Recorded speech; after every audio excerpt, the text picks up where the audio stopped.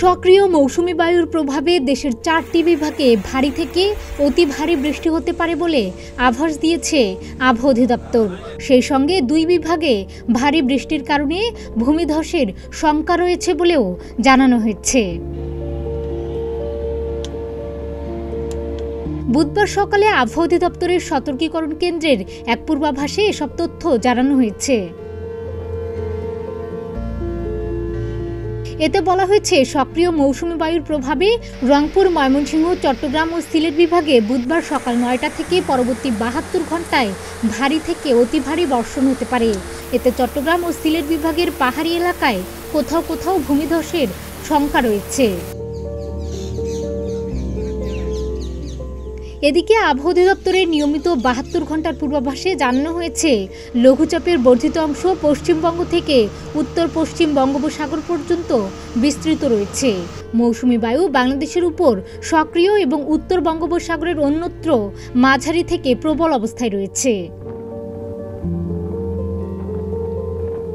এ অবস্থায় বুধবার রংপুর, ময়মনসিংহ, সিলেট, চট্টগ্রাম বিভাগের অধিকাংশ জায়গায় এবং রাজশাহী, খুলনা ও বরিশাল বিভাগের অনেক জায়গায় অস্থায়ীভাবে দমকা হাওয়া সহ হালকা থেকে মাঝারি ধরনের বৃষ্টি অথবা বজ্রসহ বৃষ্টি হতে পারে।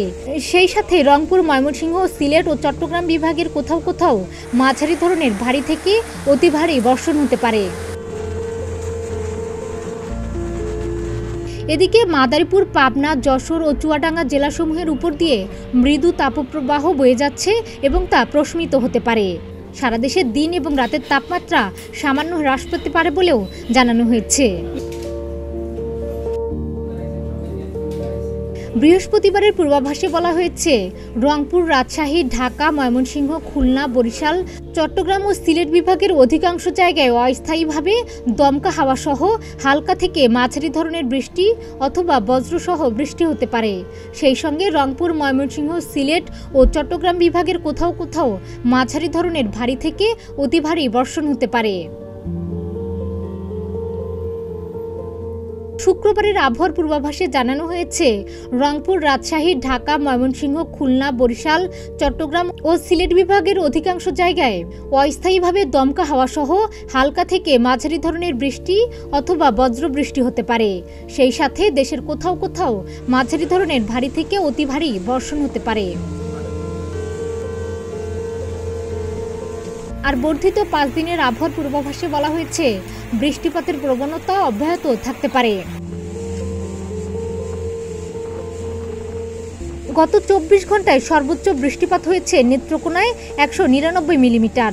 দ্বিতীয় সর্বোচ্চ বৃষ্টিপাত হয়েছে হবিগঞ্জে 188 মিলিমিটার।